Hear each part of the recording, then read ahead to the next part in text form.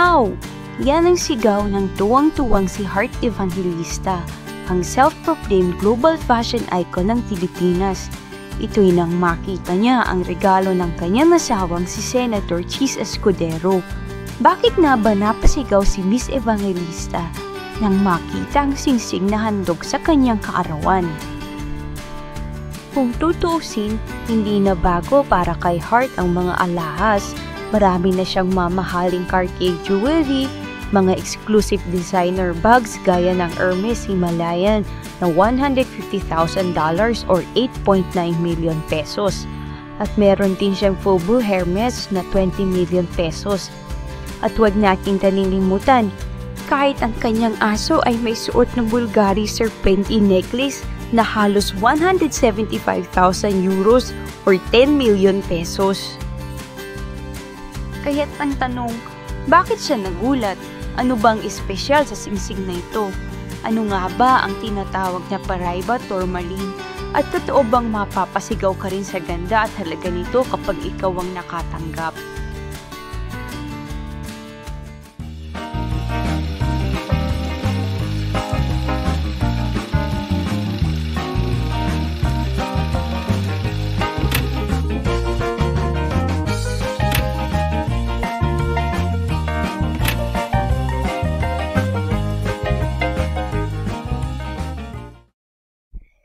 Noong 1982, sa isang mataas na lugar sa Paraiba, Brazil, isang lalaki na nagngangalang Heitor Dimas Barbosa ang nagsimulang maghukay.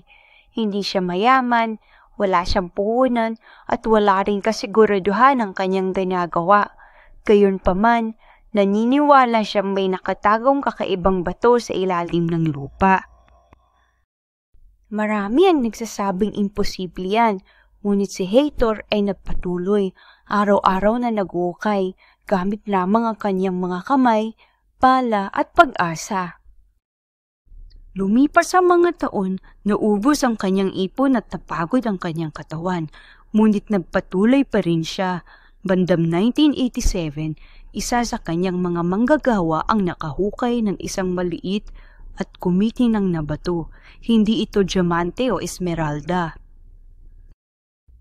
Ito ay tourmaline, ngunit kakaiba sa lahat ng nakita noon. Nang suriin ng mga eksperto, natuklasan nila na naglalaman ito ng copper at manganese. Dahil dito, nagniningning ito sa kakaibang neon blue-green na kulay. Doon ipinanganak ang Paraiba Tourmaline na ipinangalan sa lugar mismo kung saan ito natagpuan. Dahil sa pampihirang kulay nito, tinawag itong V-electric stone. Hindi ito ordinaryong asul o berde. Ito ay nilon, parang may sariling buhay. Kahit maliit na bato, tila sumisiklab sa liwanag. Kaya't bawat alahero, bawat kolektor ay gustong makakuha ng kahit isang piraso nito. Nang kumalat ang balita, nagulat ang buong jewelry world. By the early 1990s, pumunta sa Brazil ang mga jewelers mula sa Europe, Amerika at Asia para lang makita ang electric stone. Sabi ng iba, parang may ilaw na galing sa loob. Tumaas ang presyo ng todo, kahit maliit na bato, nagkakahalaga ng libu-libong dolyar bawat karat.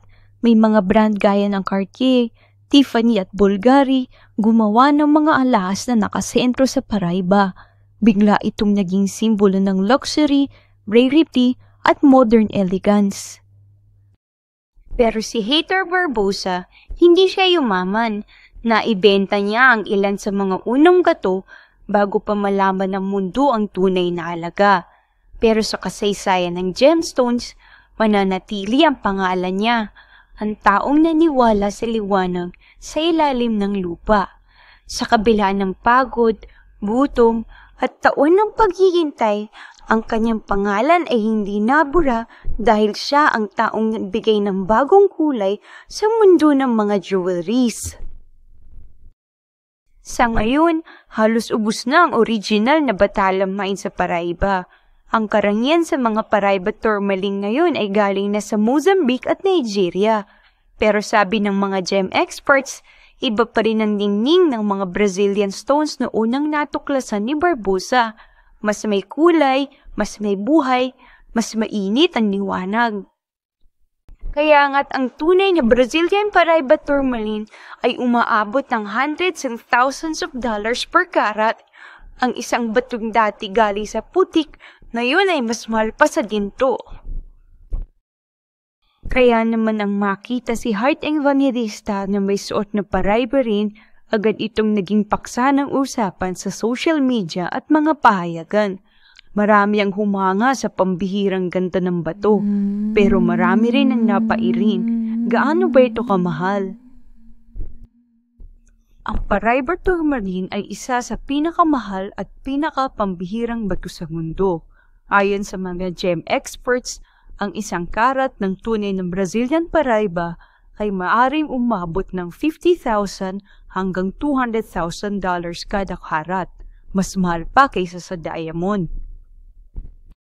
Kaya naman ang marinig ng mga tao na ito ang regalo ng asawa niyang si Senator Chis Escudero, ang tinaguriang pinakamahirap na senador, hindi maiwasang mapaisip ang lahat. Paano nga ba niya ito naibigay? Hindi naman kasi basta-basta mabibili lang ang Paraiba tourmaline. Hindi ito tulad ng mga alas na mabibili mo lang sa mall. Ang mga tulay na Paraiba ay ibinibenta lamang ng mga high-end jewelers at certified gem dealers tulad ng Paraiba International, Mark Henry Jewelry at Sebini sa Europe. Mga brand na may sariling gemologists at lab certifications mula sa GIA o GRS. Nito sa Pilipinas, may ilang luxury jewelers gaya ng Jewel B. Dizon Jewelry na minsan ay nadlabas ng Paraiba rings pero karaniwan ay maliit na karat o galing sa Mozambique o Nigeria. Ang mga tunay na Brazilian Paraiba, yung may electric neon blue glow, ay madalas mabibili lang sa Hong Kong, sa Antwerp sa Belgium o mga international auctions at palaging may kasamang dokumento ng pinagmulan. Kaya kung may ganitong klaseng bato sa kamay ng isang politiko, natural lang na magtanong ang publiko. Hindi mo kasi ito basta-basta mabibili kahit may pera ka. Kailangan nilang access, connection at credibility. Ilang linggo matapos lumabas ang Bloody Heart tungkol sa kanilang birthday of vow renewal, isang TikTok video ang lumabas. Sa video, isang content creator ang nagpakita ng mga larawan ng singsing ni Hart at sinabing, "If light me costs well over $1 million. Ipinakita pa sa video isang Paraiba tourmaline rin, habang ipinapaniwanag kung gaano ito karir at kamahal. Ngunit imbes na itama ang sinabi, mag-comment si Hart ng, "Brazil is the best one. Love how education your content is." Hindi man niya diretsang sinabi ng Brazilian yung tanya, ang tono ng kanyang sabot ay parang sumasam-ayon sa sinabi ng TikToker. Pwede naman sana niyan sabihin, hindi po yan ang singsing ko o hindi naman ganyan kamahal. Pero hindi niya rin ito ginawa. Dahil doon, marami ang naniwalang totoo nga ang singsing ni Han. Ito ay isang rare at multi-million dollar Brazilian Paraiba ring. Mula sa simpleng komento, lumawak ang kwento, sinindan ng mga fans, lifestyle pages, at kalaunang pati mainstream media. Sa katunayan, ilang lifestyle articles sa mainstream media ang naglabas ng balita tungkol sa regalo ni Senator Chis kay Hart. Nakalagay pa sa mga ito na aabot sa $1 million o 56 million pesos ang kalaban ng singsing. Ngunit hindi ito pinabulaanan ni Hart. Sa halip, hinayaan nilang isipin ng publiko na ang suot niyang alahas ay ang rare one-of-a-kind Brazilian Paraiba ring.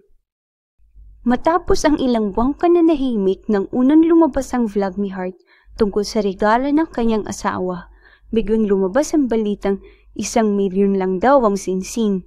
Doon nagsimulang uminit ang usapan. Kung totoo nga, bakit hinayaang maniwala ang publiko na ito ay isang ultra-rare at multi-million peso gem? Ang paraiba ni Hart ay maganda at mamahadin. Pero kung titingin mo buti, hindi ito yung electric neon ng Brazil na parang may sariling dilaw. Mas kahawig ito ng tropical aqua tone ng mga galing sa Africa.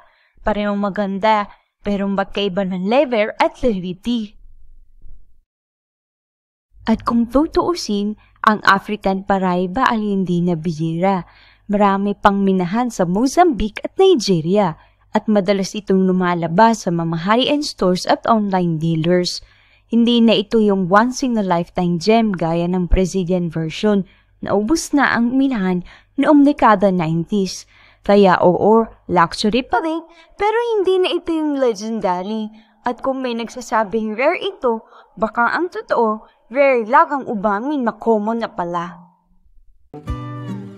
Mula sa sipap at yatang, hitang borbosa sa minahan sa Brazil hanggang sa mga kamay ng mga taong hinahanyaan, patuloy na naglalakbay ang tinan ng paraiba turmalin. Pero sa gitna ng lahat ng kontrobersiya, isang paalaala ang minanagkiwi. Ang tunay na liwanag ay hindi kailangang ipanayabang. Ang mapapato ay maaaring hindi kataasan ng halaga. Ang presyo ay maaaring palakisin. Pero ang katotohanan gaya ng liwanag ay laging lumalabas. Dahil sa dulo, hindi lahat ng kumikinya ay ginto. At hindi rin lahat ng ginto ay kailangang ipakita. At marahil, yan ang aral ng paraiba rin, na sa mundo ng kinang at filter, ang pinakamahalagang kinang ay ang kinang ng katapatan.